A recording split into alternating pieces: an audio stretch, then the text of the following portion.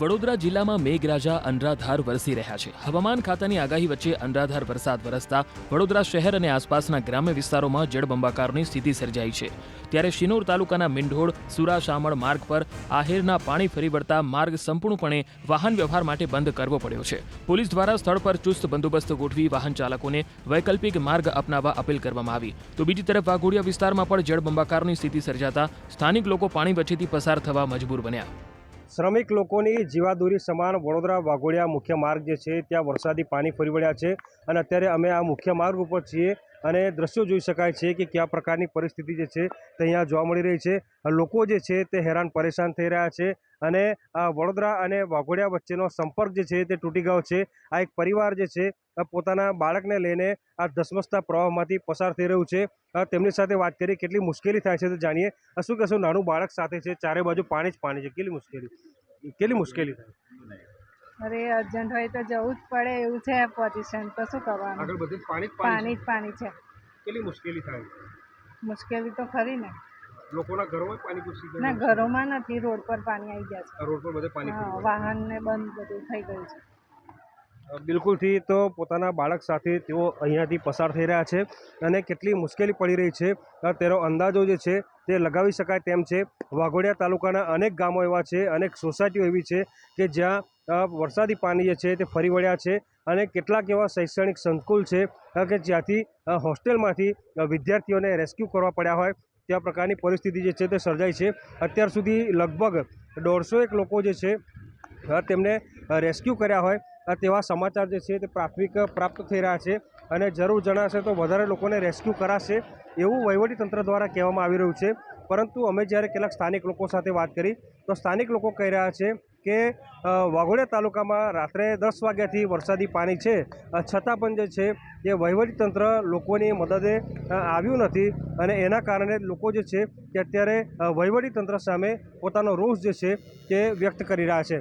તો આ તરફ સાવલી તાલુકામાં ભારે વરસાદથી જનજીવન પ્રભાવિત થયું। ભારે વરસાદને પગલે ખોખર ઇન્દ્રાળ મુખ્ય માર્ગ પર પાણી ફરી વળતા રસ્તા પરની અવરજવર બંધ થઈ ગઈ હતી અને વાહન વ્યવહાર અટકી પડ્યો।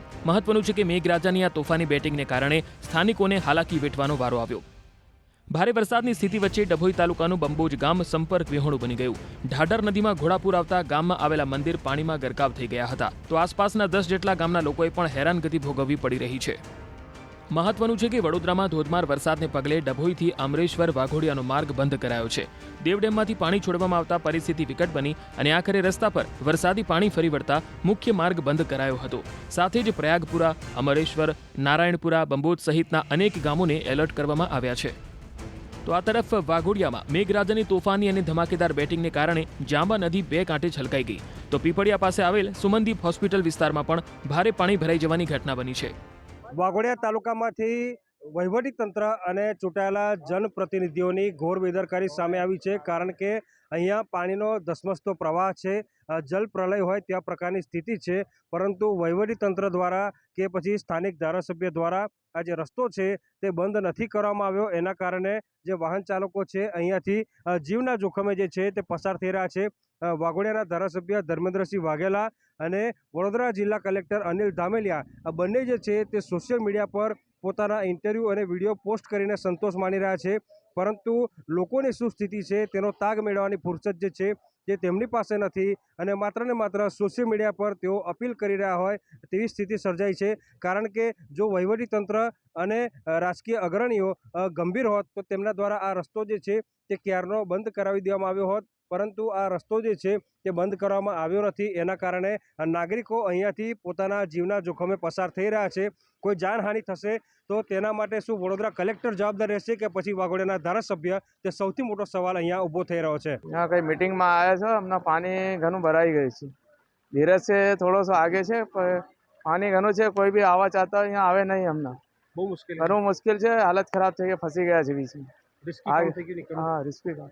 હવે આગે કિશન જઈશું, અમારે માલુમ નથી પડી રહ્યો કે કિશન આગે શું થશે। હવે થોડું કોઈ બી ઘણું પાણી છે, ગાડીઓ તો ચાલી નથી રહી, ગાડી सब આગે વहाँ આગે ઝૂકી ગઈ છે। પરિસ્થિતિ બહુ ખરાબ છે। આવું ને રાતના 3 વાગ્યાથી પાણી ભરાઈ ગયું છે પણ કોઈ તંત્ર અત્યાર સુધી હાલ કોઈ તપાસ કરી નથી કે આગળ રસ્તામાં શું ચાલે છે। પારુલ યુનિવર્સિટીનો રસ્તો, પારુલ જવા માણસો અને એપોલો કંપનીમાં જવા મારો માણસો હેરાન બહુ થાય છે, છતાંય કોઈ તંત્ર ધ્યાન દેતું નથી. ગામડાઓમાં પાણી ઘૂસી ગામડામાં પીપરિયા ગામ છે, આગળ ઉમરવા છે, એ બધા ગામડામાં પાણી અત્યારે ફૂલ છે. નહીં ટ્રેક્ટર સિવાય જાય એવું માન નથી. તમે લોકોને મદદ કરવાની? હા, અમે મદદ કરવા નીકળ્યા સવાર 5 વાગ્યાના.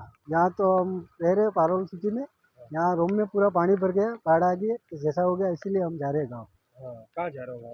गाँव राजस्थान. राजस्थान जा रहे हाँ जी, मतलब बहुत दिक्कत हो रही है? बहुत दिक्कत हो रही है, पानी पानी भर गया पूरा, रह नहीं पा रहे हैं पूरे वाघोडिया में जल प्रलय पूरा. हाँ, बावड़िया में. तो अभी कितनी मुश्किल होगी क्योंकि ये जल भराव हो गया, आपको घर जाना पड़ रहा है अभी? पानी तो फुल हो गया, पूरा भर गया, इसीलिए हम जा रहे हैं गाँव. बोल रहे अभी रात को ज़्यादा आ जाएगा, रात को भी बैठे बैठे निकालेंगे. મહત્વનું છે કે ડભોઈની ઢાઢર નદીમાં પૂરની સ્થિતિ સર્જાતા રાજલી નજીક પાણી ફરી વળતા રસ્તો બંધ કરવાની ફરજ પડી.